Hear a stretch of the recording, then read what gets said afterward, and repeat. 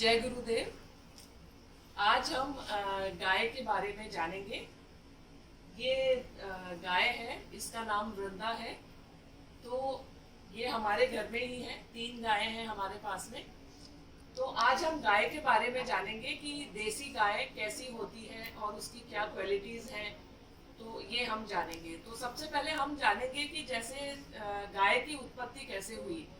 तो कहा जाता है कि देवी पुराण में, देवी भागवत पुराण में ऐसा बोला जाता है कि जब राधा और कृष्ण को बहुत जोर से प्यास लगी, तब वहाँ पे भगवान ने गाय की उत्पत्ति की। मीन्स भगवान ने गाय को क्रिएट किया। तो उसको सुरभि, उसका मतलब सुरभि, और उसका संस्कृत में गाय का नाम कामधेनु। तो ये कामधेनु है। तो जब गाय की उत्पत्ति हुई तो उस कामधेनु का दूध निकाला गया। तो उसका दूध निकाला गया और उसके बाद में उस दूध से बहुत सारे बछड़े बछड़ियां पैदा हुए। ऐसे करके इस तरह से गाय की उत्पत्ति हुई। तो गाय के लिए हम बोलते हैं कि हमने बचपन से सुना है कि गाय हमारी माता है ना। तो माँ बोला जाता है गाय को। तो अभी हम गाय के बारे में देखेंगे कि गाय की क्या क्या क्वालिटीज हैं। गाय को, कामधेनु को सर्व सुख प्रदा कहा गया है। ये पूरा जो भी इसको रखता है या ये जिसके पास रहती है तो धन धान्य से परिपूर्ण होते हैं, पूरा लक्ष्मी आती है और संपन्न होता है जिसके पास भी गाय होती है। तो इसको सर्व सुख प्रदा कहा गया है कामधेनु को।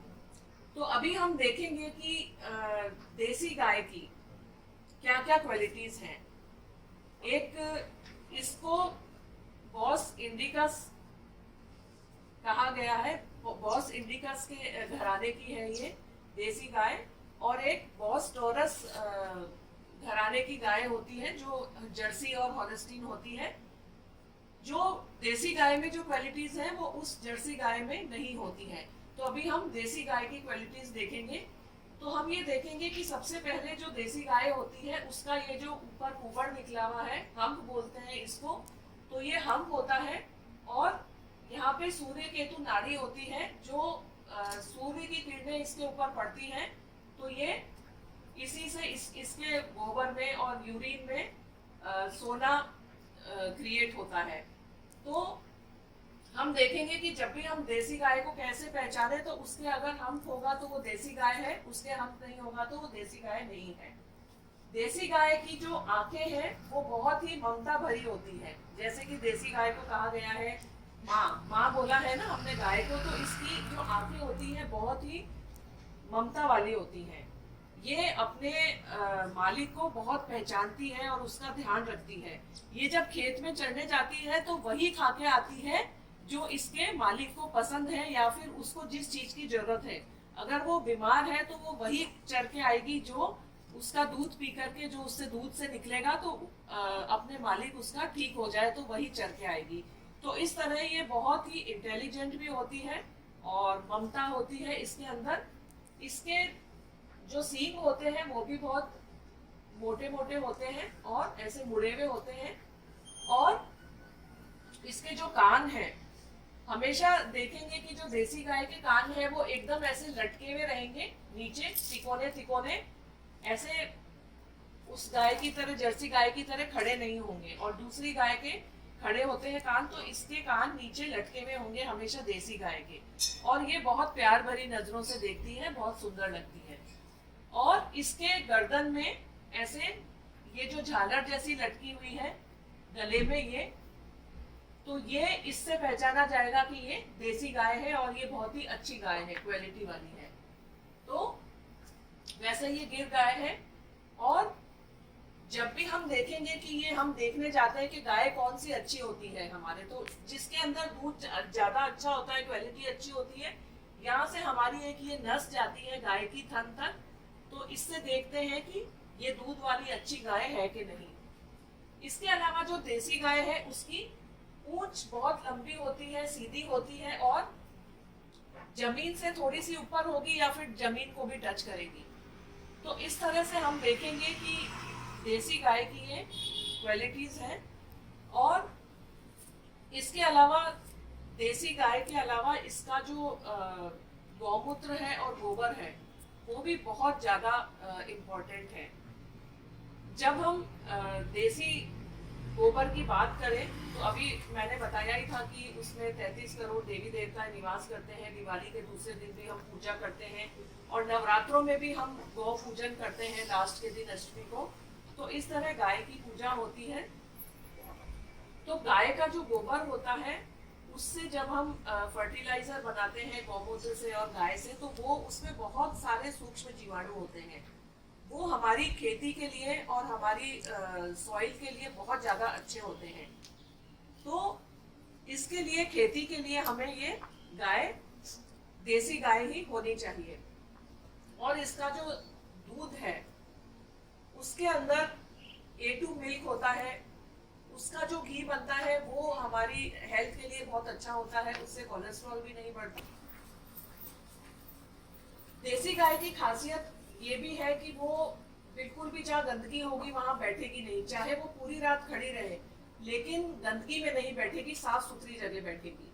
और इसकी बॉडी से पे हम हाथ फेरते हैं तो हमारा बीपी भी ठीक होता है, डिप्रेशन दूर होता है। इसका ये जो हम्प है इसके ऊपर हाथ फेरने से और इसके ऊपर हाथ फेरने से हमारे बहुत ही हेल्थ अच्छी रहती है। मेरा एक बार का एक्सपीरियंस है कि मैं एक बार बहुत ज़्यादा बीमार थी, मेरा मन बहुत अच्छा नहीं था। तो मैं यहाँ पे आई हमारे यहाँ पे गाय घर में और मैं बैठी यहाँ पे कुर्सी लगा करके थोड़ी देर। तो मैंने देखा कि वो मेरे पास में ये कभी भी ऐसे अपने आप से आती नहीं है। लेकिन उस दिन जब मेरा मूड अच्छा नहीं था, मेरी तबीयत भी ठीक नहीं थी, तो वो आगे से चल करके आई मेरे पास में और बहुत देर तक मेरे से पास में खड़ी रही और मेरे से उसने बहुत देर तक हाथ फिरवाया। और ऐसा चमत्कार जैसा हुआ कि मेरा एकदम मूड ठीक हो गया और मेरी तबीयत भी ठीक हो गई। और वो ऐसे कभी भी मेरे पास में नहीं आती है कि मेरे पास आके खड़ी हो जाए। तो उस दिन मैं दूर कुर्सी लगा के बैठी थी तो ये मेरे पास में आके और इस तरह से खड़ी हुई। तो ये गाय की बहुत खासियत है कि ये अपने मालिक का बहुत ध्यान रखती है। इसको जैसे हमारे ह्यूमन में इमोशंस होते हैं वैसे गाय में भी इमोशंस होते हैं। बहुत इंटेलिजेंट होती है, इसमें इमोशंस भी होते हैं। और जैसे हमें पसीना आता है वैसे गाय को भी पसीना आता है। तो ये अपने बछड़े को ही या बछड़ी को ही दूध पिलाएगी। ये अगर इसका बच्चा या बच्ची नहीं है तो ये इसको दूध नहीं पिलाएगी। ये अपने ही बच्चे को दूध पिलाएगी और उसी को प्यार करेगी। तो ये इसकी खासियत है।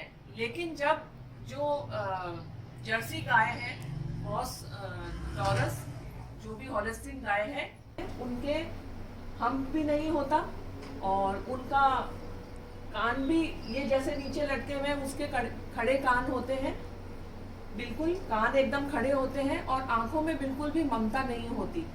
ऐसे ये देसी गाय जब रंभाती है तो एकदम अच्छी सी आवाज लगती है इसकी रंभाने की, बोलने की। लेकिन जब जर्सी गाय रंभाती है, बोलती है, तो उसकी आवाज बहुत कर्कश होती है, बिल्कुल भी अच्छा नहीं लगता मतलब मन को।